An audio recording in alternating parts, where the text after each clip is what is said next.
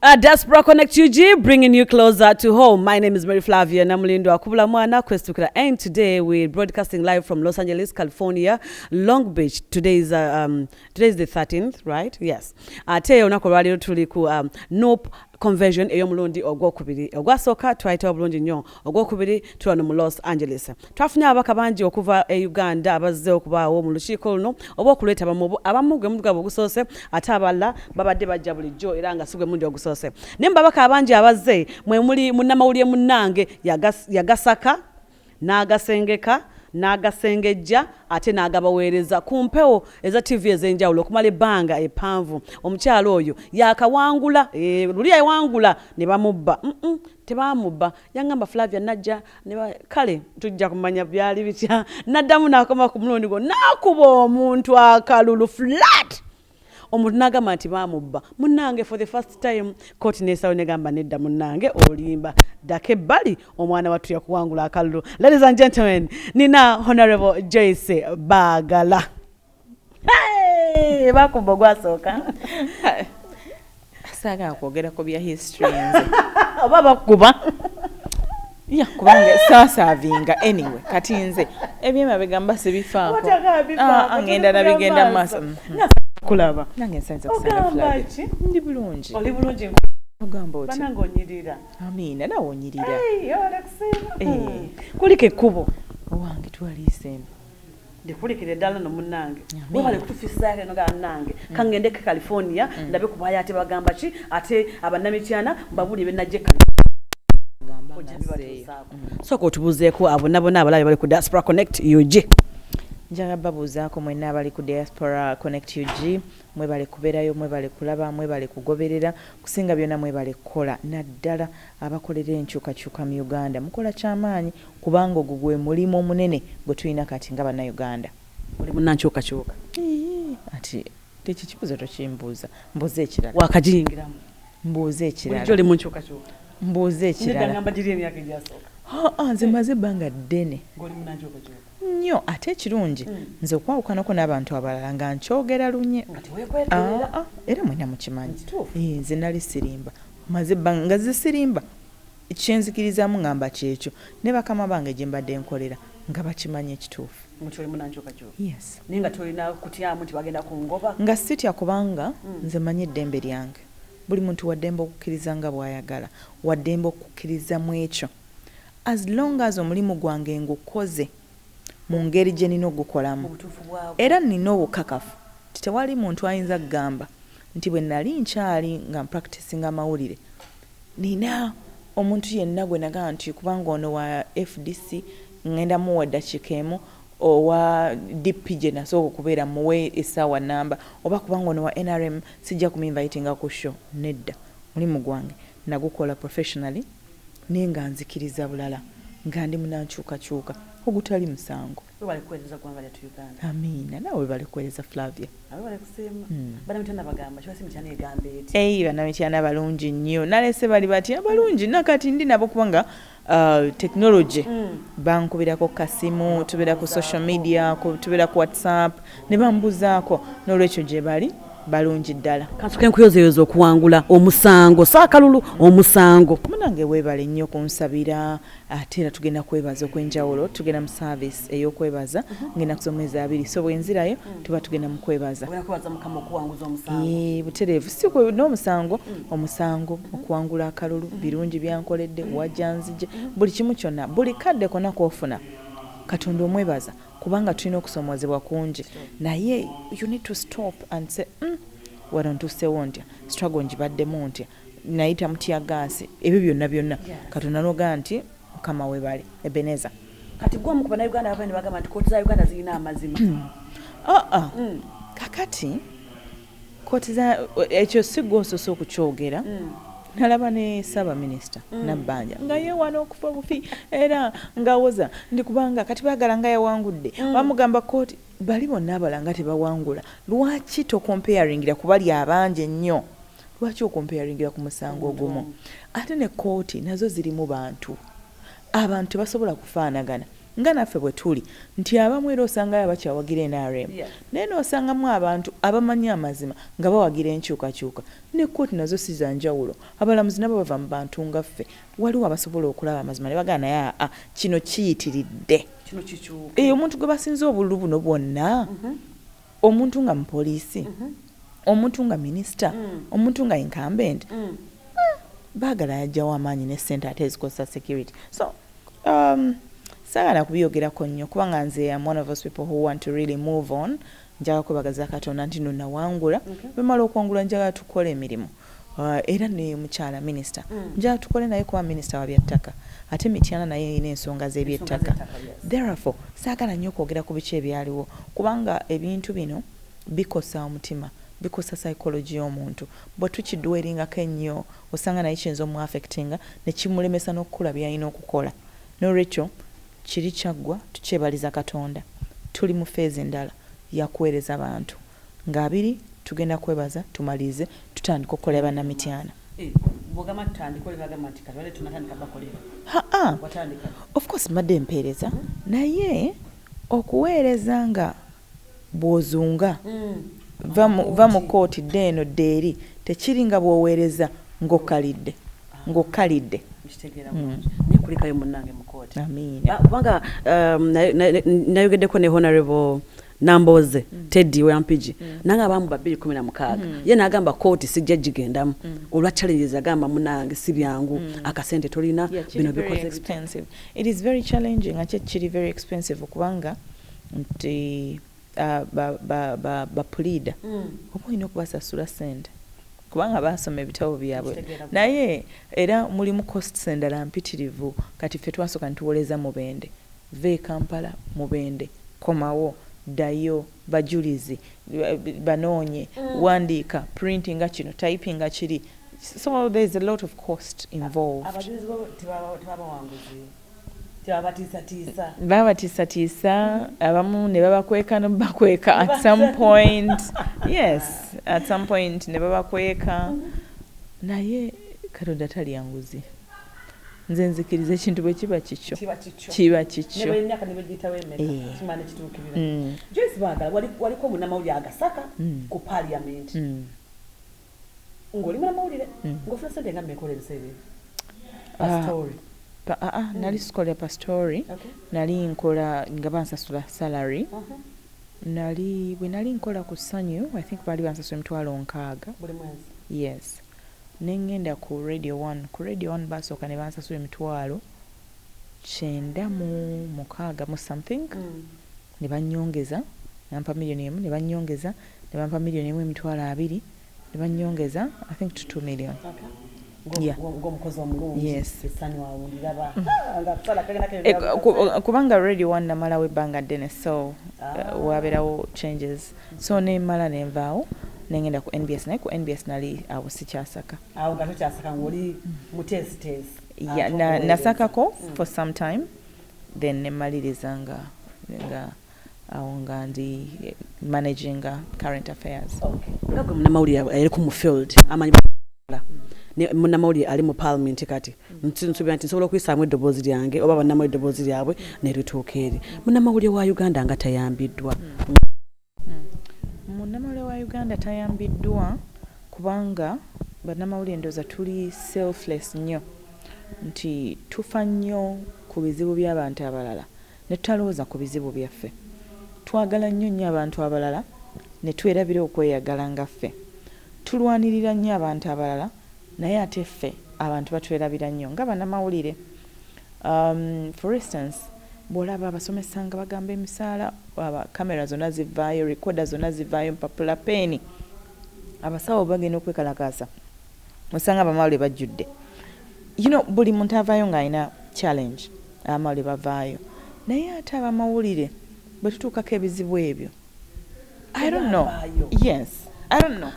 bwe bakubwa emiggo ensambagire na buli kimu teri avaayo kubi abantu munaye batono nnyo abakikola batono ddala era nzikiriza nebaze mwami Sempala Robert owa Human Rights Network for Journalists Uganda afubye nnyo okutambuza ensonga z'amawulire si yekka kale waliwo n'abalala naye kwega kinjagala ogamba nti Sempala oyo atukwasaganyiza nnyo tukwasaganyiza nnyo mu HRNG naye ng'ensonga y'amawulire ndowooza nti ffenna n'eggwanga lyonna twetaaga okugirowoozaako kubanga abamawulire babeera bali si bulungi ebizibu ebirala bingi ebijja kuba abamawulire balina critical role eya information ey'okusomesa kugamba nga beetaaga ne babeera nga bakolera mu mbeera ennungi ebizibu bingi ebiri mu mawulire essente ntono working conditions kugamba okutiisibwatiisibwa olumu okolera omuntu bawagira kirala nze kyenva nebaza Kane oyo nze yantegeera nti bwati bwali yes naye nga manyi nti nomukolera professionally era sifunangako buzibu naye obuzibu enali nfunye naye bwera nga buli professional wano oyiseewo and sometimes I could understand nenga maybe nange necheckinga nengamba nti oba maybe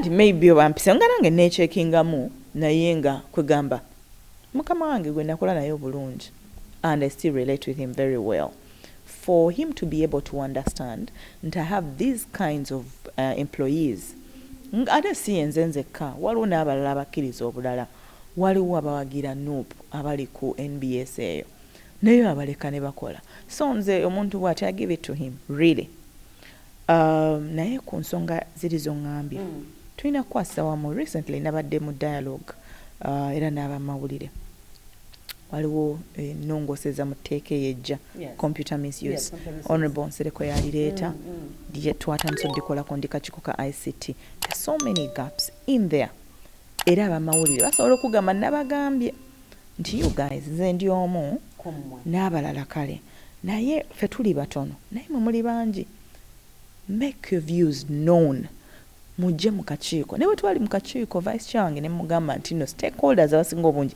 bajje wano muwulire kye boogera they going to make their views known nga banajja mu kakiiko era bajja kubyogera bisigala tibijja teekebwa mu that's not true bwe twali nga tukola budget nze shadow minister wa ICT views ze naleeta many of them bazikola ki baziteeka mu statement yaffe alternative policy statement meaning nti si kirungi kusirika ng'ogamba nti ati wakigenda kukolebwa kakali Museveni tumulwanyisiza ebbanga ddene tannagenda you want us to give up just because the man has not gone no we can't therefore n'amawulire we cannot keep quiet we need to do something we need to scale up the efforts okulaba nti tubeera bulungi mu mbeera ze tukoleramu waliwo ebyanguwa waliwo n'ebitayanguwa emboozi ya minimum wage eri a bit dicey naye waliwo ebirala ebisobola okusookerwako embeera mwe tukolera abasobola abalina emisaala kati media houses ozimanyi ezikoze breakthrough mu business ntono kyekituufu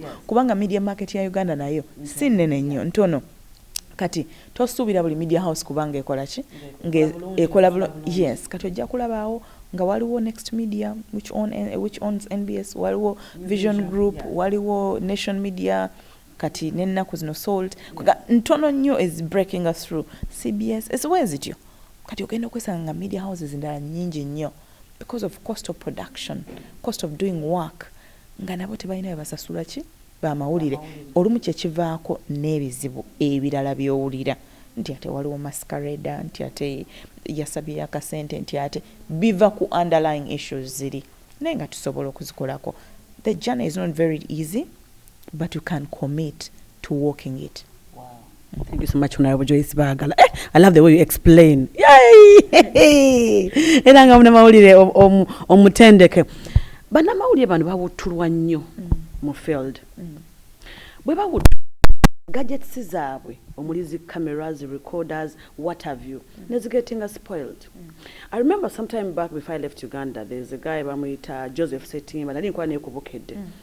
Omusajja amukuba n'empale neeyulika n'atambulira mu boxer ne bagenda mu kooti ne bagenda namuletako n'obuvune n'agenda okumujjanjaba and stuff like that ate nga si ye yekka kati nze kwaddeko example bangi bakitata babakuba kitata omuta kitata other name ndiya bit naye munamawulire still babakuba and all that but tebafuna na ku compensation okudizibwa eba byononese okimanyi bulungi nti omwana ono camera gyalina is capital kwatandikira kyokka bwa poliisi amutuusizaako obuvune oba amukubye n'atavunaanwa waliwo munamawulire ali mu wheelchair right now yakubwa basirikale na kariya yonna nesaanawo tajjanjabibwa ali ku mase y'abantu kamera bagyonoonye and all that kyokka abaamukuba bayinaayina Honorable Joyce Bagala nga gwe munamawulire ensonga eyo gyogerako ki? First of all, I think simanyi sometimes abantu balowooza nti buli kintu okifuula political, but let me tell you, Uganda's solution is for Museveni to be removed from power. Oba kizibu ky'amazzi oba kya byabulamu oba kya bamawulire buli kizibu kyonna ekiri mu Uganda kyetaaga Museveni genda. Otherwise ng'akyaliko everything keeps worsening. Kubanga system ye mwennyini gy'atadde in place yereetera abamawulire okutulugunyizibwa. Abapoliisi ne babatulugunya nga temulina gye mubatwala because of impunity. Kitegeeza we need another president in Kyagulanyi who has been beaten, who will understand that it is wrong, who has gone through that pain, so he will understand the plight of others. Abakubibwa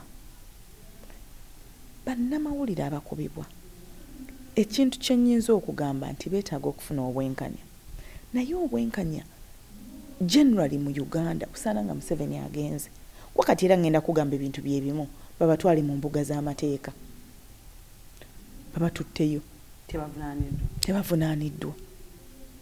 Ndowooza twakafunayo emisango giringa ena ndowooza nali njogera ne Sempala recently kuba bino ebintu following especially now following katunule mwana nga Kasirye Ashraf. Yes. Look at him. Yes. Look at him. His career was shattered. And I keep asking even people in NRM nze mbagamba, for instance, if you're a parent Kasirye Ashraf nga mwana wo wandibadde owulira otya naye nga ki ekimukubye kubanga akavaringa Kyagulanyi abange Kyagulanyi si munnauganda Kyagulanyi bwe yeesimbawo kiki ennyo okavaringa Kyagulanyi nga bakandetsi abalaba kavaringa kikola omusango naye ng'omwana kye kimukubye ow'amawulire batuteyo gundi ku human rights mukubye ab'amawulire nti kiki ennyo ekyo ekiremesa ab'amawulire okukola omulimu nga bakavaringa bannabyabufuzi abatakkirizanga ggwe kyokkiriza. So at the end of the day we need change. To start with ayagala akikkirize atayagala akireke, but I've told you we need change kyekisookerwako. In the meantime nga tuuka mu change we need to scale up efforts okulaba nga abasirikale bano bavunaanibwa as individuals. Si poliisi nti poliisi yonna okwata wafanda omu eyakubye n'avunaanibwa ku lulwe. Twabadde tuli mu ku analyzing a report, annual freedom index report 2021 era nga poliisi ekutte kyamwanjo yekulembedde ebitongole ebyabakomaddembe bye bikutte ekyomwanjo era mu kutulugunya abamawulire. Nogamba abamawulire babakola ki? Lwaki tetwekalakaasa lumu ne tugamba abamawulire teri kufulumya ggulire yadde n'erimu? Kakati otegedde kyenkugambye nti Museveni alina kuvaawo embeera okutereera because he uses that system to again create divisions. Okirabye abamawulire beekalakaasizzaako ogenda okulaba nga waliwo akagurupu akamukko nga kagenzi kakola. Kati muba temusobola kutuuka ku kigendererwa kyammwe. Abamu ku mmwe babeera bawambiddwa nga tebasobola kukola ki kugaana. Ndowooza ondaba Flavia kyengezako kugamba. Yes, so at the end of the day we need change. We need change in every sphere of Uganda. Hey. Ngenda kumulamu eddakiika emu bbiri zokka nkyalina Joyce Bagala. Munnamawulire ensonga z'amawulire azitegera bulungi kati ali mu parliament agenda n'okutubuulira bwe yalinga ku parliament. And mbozi, by the way, this question nkibuuza ku bannamawulire abasinga obungi abaakolako ku parliament. One of them is mwali mukola mwenna Remy Bahati. Wamanyi bulungi yangamba yakolanga ku parliament naye nga honorable members of parliament babakwana okutali musango bamala bakwana ne babazaalamu abaana ne bagaana obbalabirira kati bwe njagala tujjaawo nga tukomyewo dakiika emu bbiri kankomewo.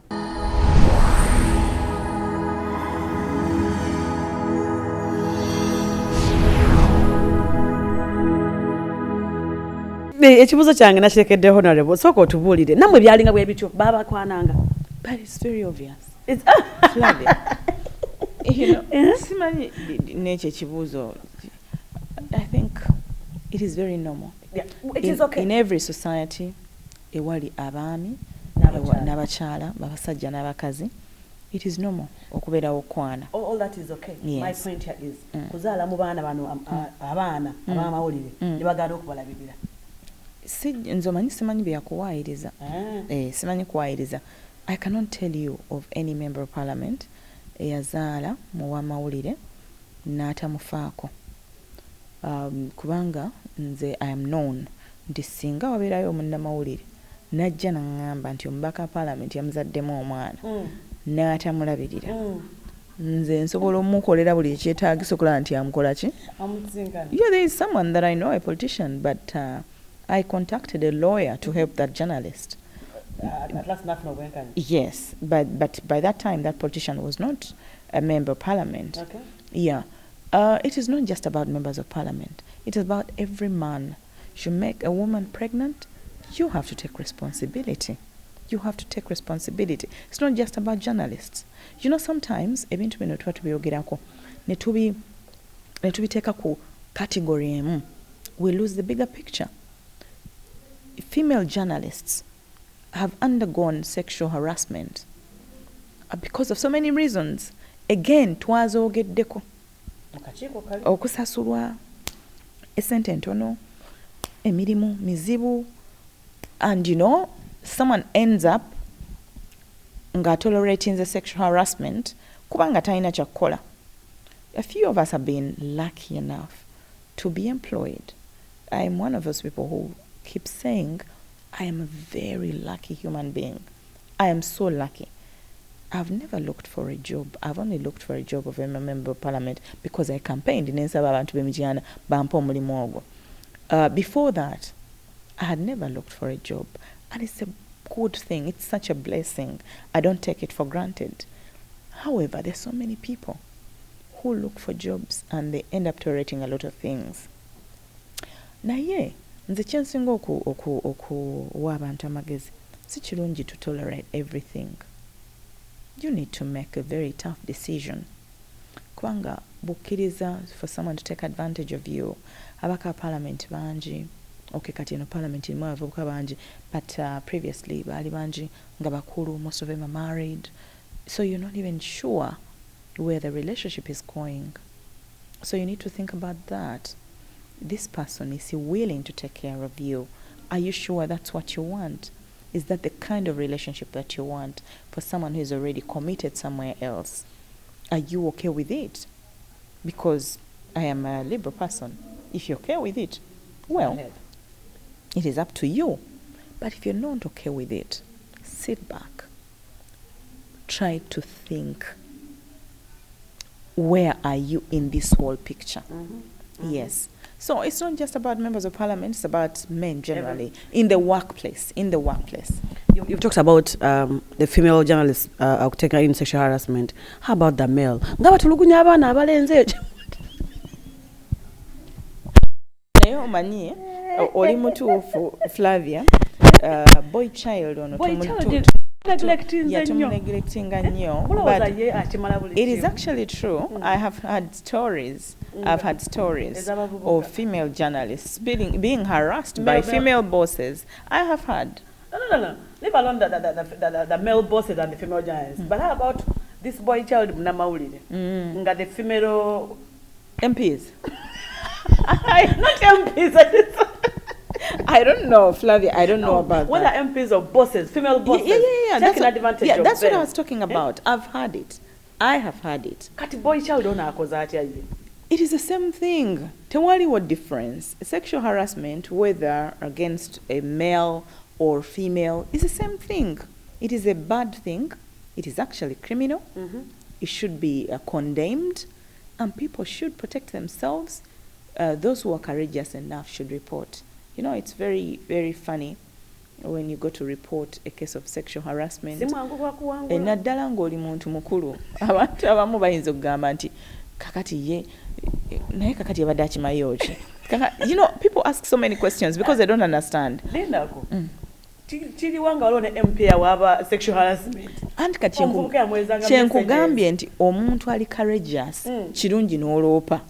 Naye waliwo omuntu atya n'akaana kati n'atandika antya ngende mu kaguli babimbuuze olwonnyonnyole nti ki omusango gwa gutya omuvubuka bamusiba ndowooza isiko nenga basiba waaki anti nagambye nti n'ogwo omusango funa byatoseka isiko basiba waaki mazima sexual harassment musango atya waliwo wuliriza waliwo when you're interested in someone it is okay it's normal it's natural naye kati omuntu wa ddembe okuwelcominga messages oba nedda Flavia bw'okisussa it is harassment. Please, when you send me a message and you tell me, oh, you look so beautiful, or I like you so much, or I would like to have an affair with you, or whatever, I'm in love with you, I say, no, you know, I'm not in love with you. But we've seen... Respect me enough, ochikomyawo. Labayeho nayo. Naye, bw'oyongera message bwo bw'onkubira amasimu, that is harassment. Lindako, we've seen married couples today. Ngagamba yampeza message akasooka ne mu blockinga n'akyusa essimu ne mu blockinga n'akyusa endala and he kept on ampeza of message obo paka last ningaba nange yechicho let me give this guy a chance. No, harassment maybe is different. Isiko also thought in maybe harassment is different, Flavia, and you'll actually know when it's harassment. You will know.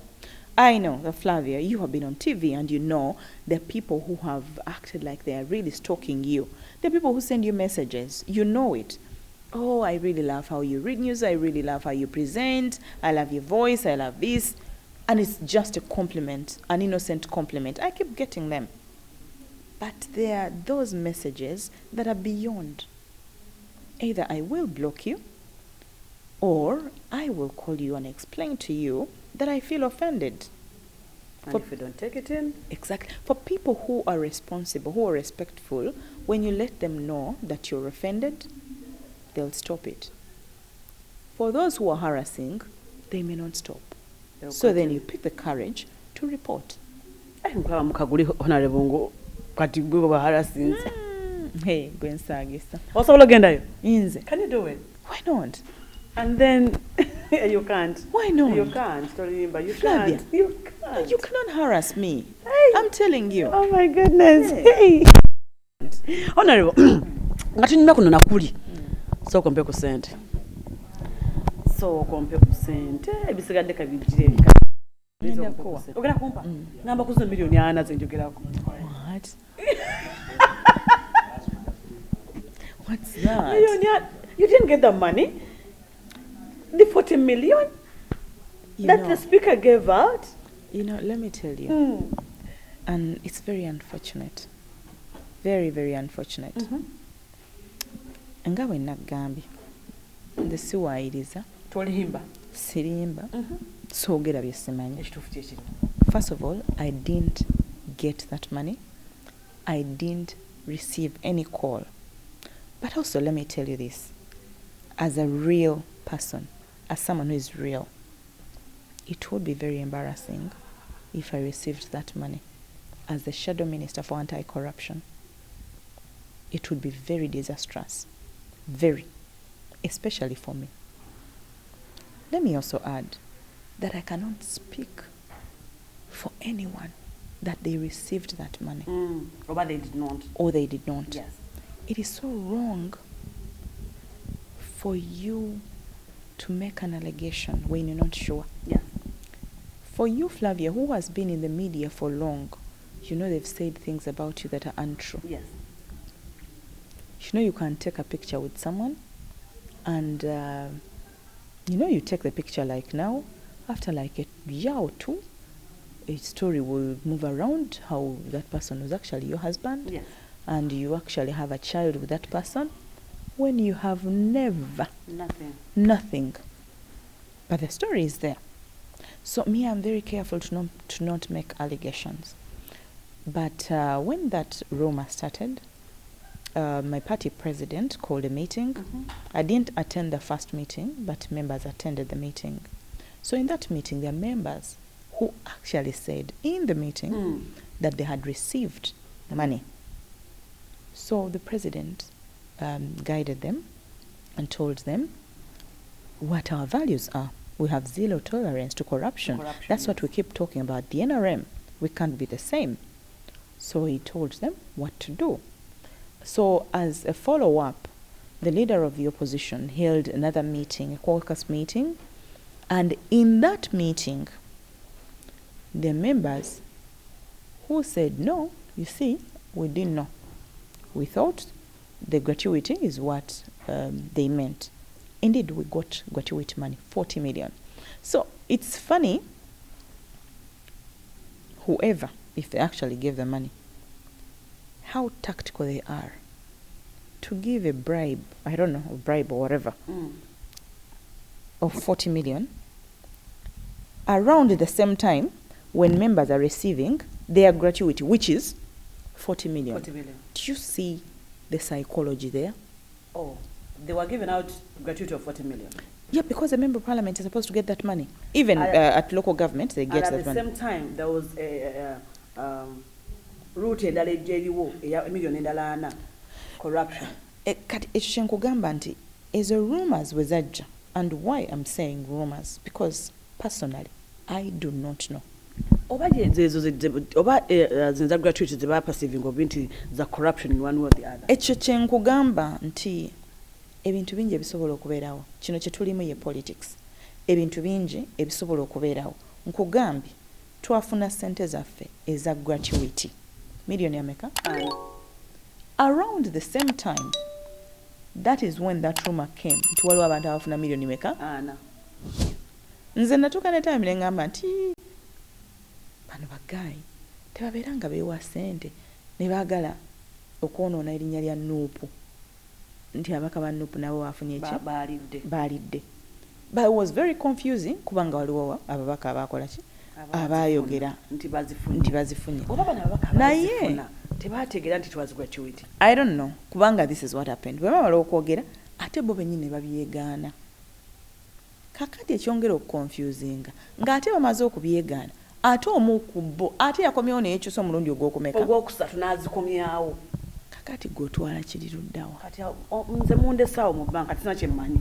Kati gwe naawe mbuulira. Kubanga ate kati mbadde nkitegedde bw'okinyonyonyodde kati nga ggwe nti mwafuna million ana gratuity, which is okay. Yes.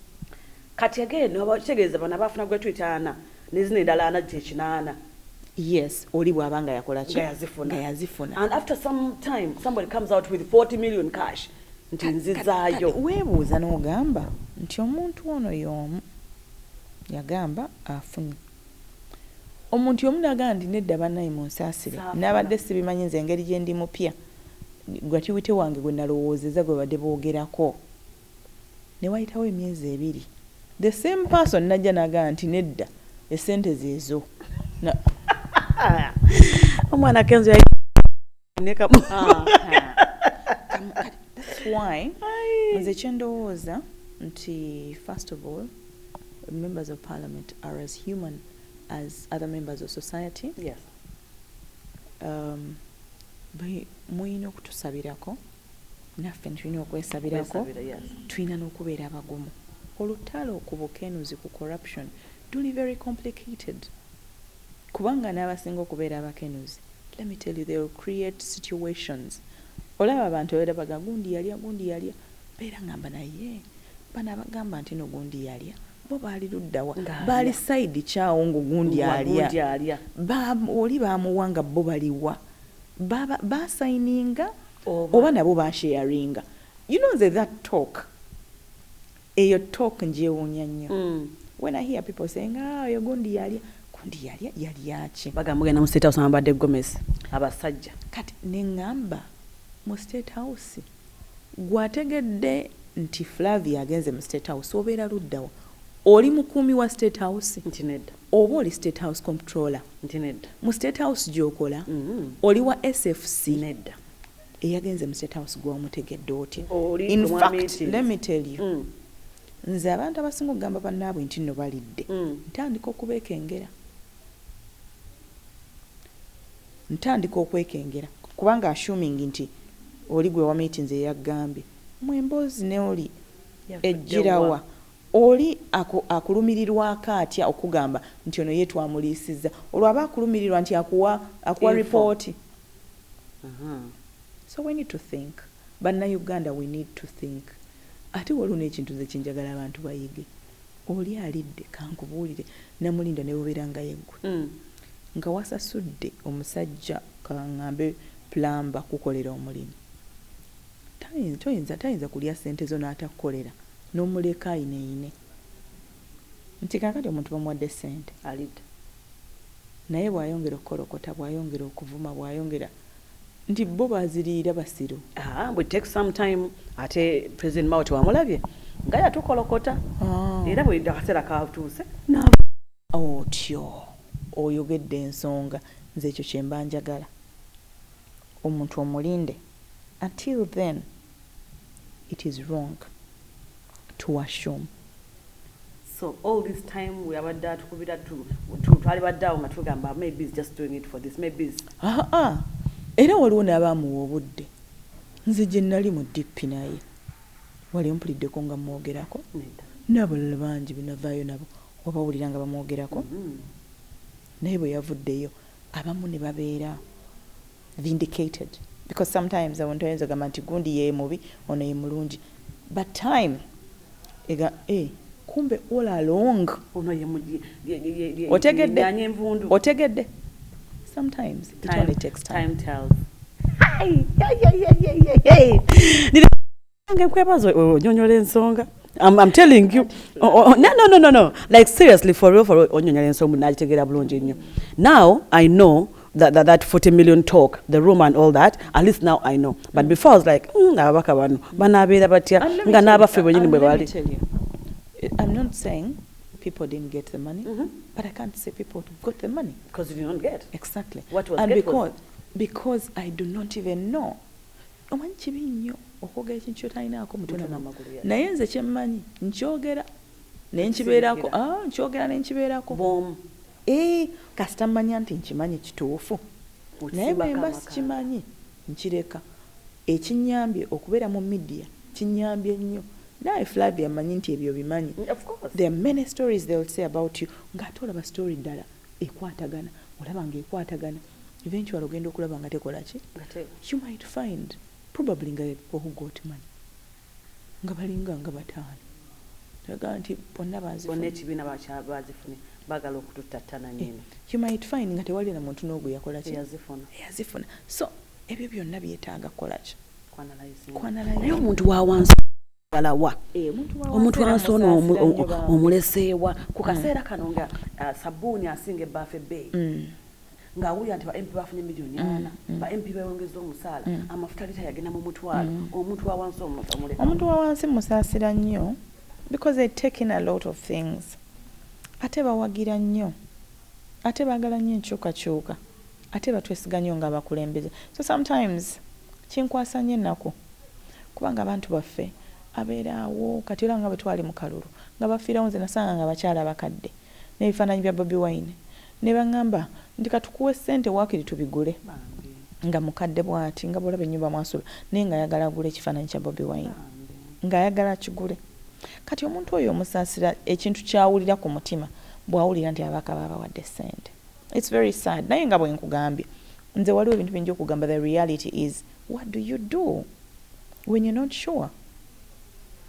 When you're sure, you can do something. I am one of those people. I am with my president. If someone took the money, let them return it. Let them carry their cross. And when they return it, Speaker Hagamanzi, I've never given you any money. So you are left there in the middle. That is the problem. Kati problem esinga. Bw'oyogera ekintu Flavia kyenkugambye. Bw'oba toli sure, sirikira ddala. Oba bezibanga zazirire mu nkukutu yo toyogera. I don't naye bwe tukusanga bwe tukukwata bwe tubeera n'obukakafu for us tujja kulowooza kya kyonna kubanga ffe tulina zero tolerance to corruption. So kati gwomanyi bw'oba ozirya. But the problem is ozze ogambye ate oyogera mu public wafuna n'ogamba nedda tewafuna n'oddamu n'ogamba wafuna. Kati abantu batwala ki kati gwe Flavia otwala wotyo era munesi kiina kati nze kunyonyodde ekyo nkitegedde bulungi era sikizaako ngalo bannamityana mbaagala nnyo nabo banjagala ne bensanze wane California basanze basanyufu bitya America ogirabye otya nungi of course sigenda kumalamu bbanga ddene and most of the time by the way when I come simala budde bungi nina okuweereza abantu baffe olutalo ku Museveni lukyayinda so njijjamu katono then nenzirayo but I think it's a beautiful country but what I like most about it is the freedom it gives to our people. Osanga wana abantu ng'eri embeera yali nga bamusibye akitasula waka asula yekwese naye bali wano with a lot of freedom. Bangi nnyo mbe nabadde njogera nabo ne bagamba nange nze natuuka awo ne ndyoka ntegeera n'eddembe lyange nga nali simanyi. So I think it's a beautiful thing. Conversion ebadde nnungi nnyo bambi abategese bakoze bulungi kwebaza nnyo abantu ba diaspora. Sometimes babera banyiivu balaba ku social media naye nga it's understandable. Let me tell you oba toli waka kwegamba kyeki kyenakugambye omuntu aba tamanyi kintu eyo perception gyafuna naye gyatwala kati aggwamu amaanyi. Bantu ba diaspora bakoze kinene especially in the struggle. But they keep tabs on home babera ku social media tebeebaka bawa sente a lot of things. They have a lot of commitment. Kati olumu bawulira obuntuntu obuli awo bubakola bubi. And I understand them. I really do understand them. So ndowooza nti ffenna kye mbadde mbagamba tinga tonnaba kulowooza ku Flavia Namulindwa bwe baagala. Are you committed? Bw'oba gwe Flavia nga tonnalowooza kubaagala gwe sooka weerowoozeeko gwe kennyini gwe bw'onooba nga gwe oli mugundiivu ku struggle n'omulala naye n'agundira tujja kubeera bulungi. Naye bwe tunaabeera ennyo okugundi akoze eki gundi alemeddwa ki, that is a problem. Ensonga yange esembayo Honorable Joyce Bagala be baana abatwalibwa okukola mu nsi z'ebweru oba mu nsi za Buarabu. They face a lot of challenges, but I've never had a member of parliament talk about it. I only had Honorable Betty Namboze some time back. She talked about it, but after some time she went silent. No, she didn't go silent. She's unwell. Yeah, she's actually here. For now, I know she's sick. She's unwell. But before, she's actually here receiving treatment. Yes. Naye abaka parliament boogedde ku nsonga eyo. Ministry agenda yagyogerako. Ministry ya Foreign Affairs yagyogerako. In the last parliament based on bagenda nayo, they even spoke to some of the girls. Tewali kikolewa because even the girls and boys, but mostly girls, bagenda yonga bali desperate. Omuntu bali desperate. Because abaana banyigiriziddwe waka, abaana bo balaba. Bas ne waba ina certificate ne waba ina ki asome n'amala ne wakati wali mulimu. What do you expect them to do? Era sibanenya kuba nkimanyi bagenda kuba bali desperate nti ne bw'omugamba munange togenda bw'aba talina option iyo nange ekyo ye option eriwo aba alina okugenda. Nakugambye Flavia ayagala akkirize kyenjogera atayagala aleme kikkiriza. What Uganda needs is change to make the country favorable for everyone. We all want Uganda. We all love Uganda. Kubanga kati olaba abaana abo, a serious government would go into respectable agreements with those countries to respect our girls and boys. Kubanga abantu bagamba nti kakati ate bagenda kukola lwaki nga tebakola buli omu ayagala bakole naye bakolera mu mbeera ki. A serious government would make favorable agreements with those countries. Naye oyinza okulowooza nti Uganda abakulembeze tebajagala nabo bennyini. Abaana baffe bali mu kukola buddu. Exactly, slavery kituufu. Njotuka ku airport nga line eva ko ne wetamu ne kiri akasota. So it's very unfortunate naye nze nga bwe nkugambye Uganda ekyokuddibwamu kyayo ekisookera ddala buli omu kyalina okulowoozaako is change. Sibula batulaba. Bana mwena abadde batulaba. First of all, Flavia webale nnyo webale kunkyaza njagala okwebaza abantu ba diaspora mwebale kutulabirira bulungi mwebale kutwaniriza bulungi mwebale kutegeka convention mwebale kwagala Uganda mwebale kuweereza kasente mwebale buterabira Uganda mwebale kubeera ku mitimbagano eyo waliwo mbeera oko ne mututokosa naye tubatokosa ne mututokosa mugamba bannange but I think it's worth it sometimes. I love that one. Yeah. I think sometimes it's worth it kubanga tukipinga mu shape naye abantu ba diaspora namwe nange njagala bagamba naffe wakati tutudde tukola buli kisoboka and sometimes bagamba atamukute yagamba ekintu bw'oba sigga okirimu oyinza okuwa amagezi oyinza okulaba nga wandibadde okisobola nga owuliranga ekintu kyonna wandibadde naye nga sigga oliyo naffe eri gye tuli tetutudde naffe gye tuli tukola buli kyetaagisa dictator si mwangu so bwe mubanga mumanye nti naffe eri tuli bize tukola kati tukwataganire wamu naye nga tubebaza nnyo mwagala eggwanga lyammwe muweereza emisolo mulabirira families eziri mu Uganda mufubye nnyo mu struggle involvement mu struggle kwagala okukyusa eggwanga kintu kirungi nnyo njagala okusiibula abantu bonna abadde batulaba abantu b'Emityana mbaagala nnyo ne Uganda yonna Flavia nina challenge abantu bandaze nnyo support n'omukwano sometimes it's a challenge kubanga oba ogamba nkole ntya kugamba oba ne challenge all the time to not disappoint people so the blessing of favor is very beautiful. The challenge of holding that favor is enormous. And I pray that God grants me the favor to keep that favor. Amen. Nange neyanza. Kulabirani. Bani bemba nkulabira okusinga. Kati ngokolewa Mityana. Omwami kintu n'omukyala kintu aggravate. Njaba kulabira. Mityana waawo ngagende busabulongo. Njaba kulabira. Awo. Nga bw'oli Mityana nabira kunalebo zaake. Njamu kulabira. Musobiddwa nnyo ku luno. Tugenda mu mbaga ye. Tugenda mu mbaga ye. Oyo atokosa bamutokosa. Atokosa. Yes, struggle. You struggle is commander wangu oyo. Oyo naina akatengo. Nakakujjamu. Mukalulu. Zako yankubisa tear gas. Baatukuba tear gas twali tuva Mityana North tuyimirira Busunju.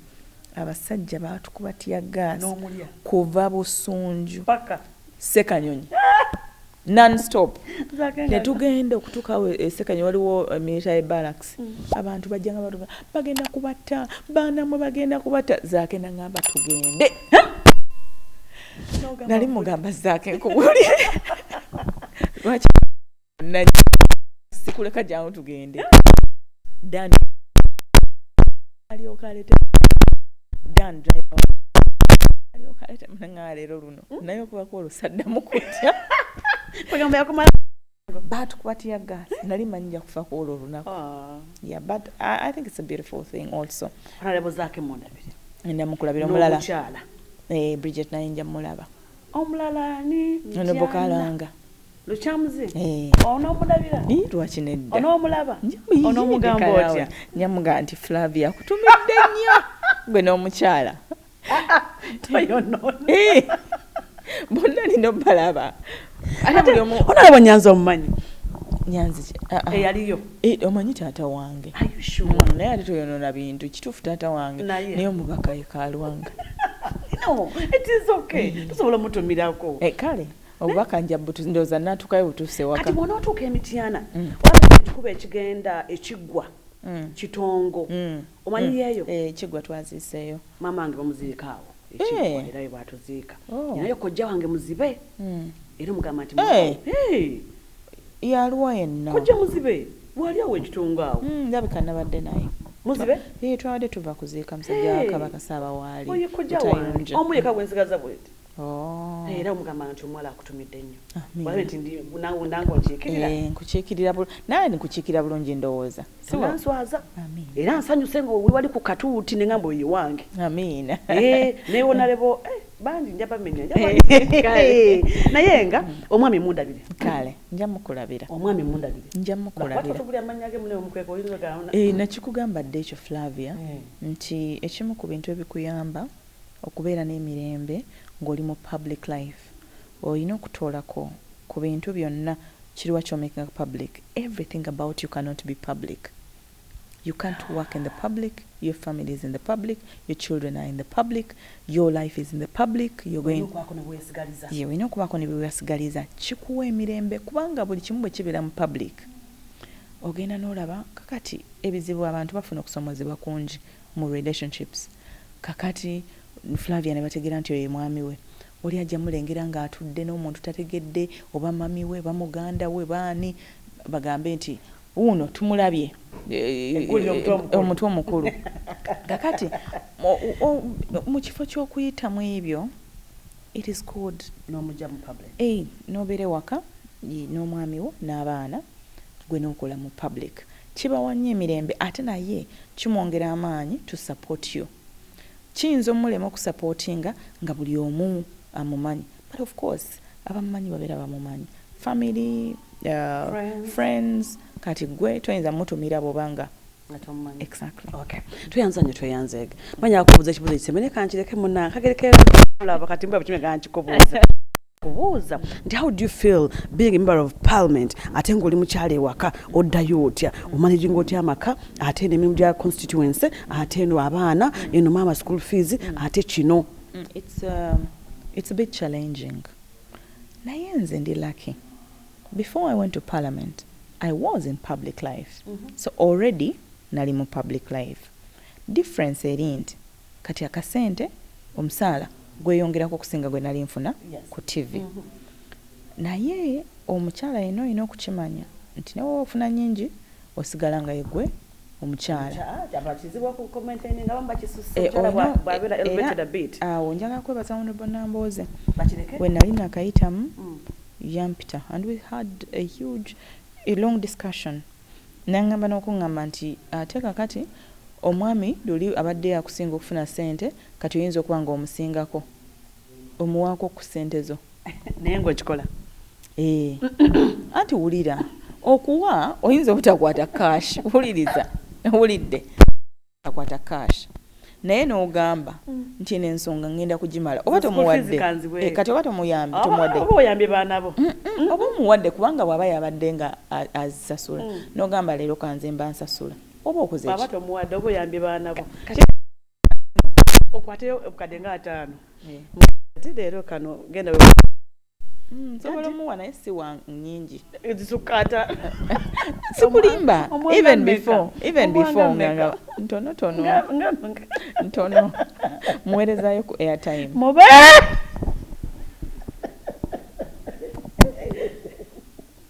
airtime omutwalo oba musako tugabane muweereza bayira omutwalo tugabane mwami wange nze njala ne muweerezayo ka airtime mama nga bwebale yiwani na million kwata wano ndoza abawala muyize mukope Honorable Joyce Bagala musajja mweyoka agasajja omwa airtime nakifuula ekyo gasajja mu kyetujja pa airtime afa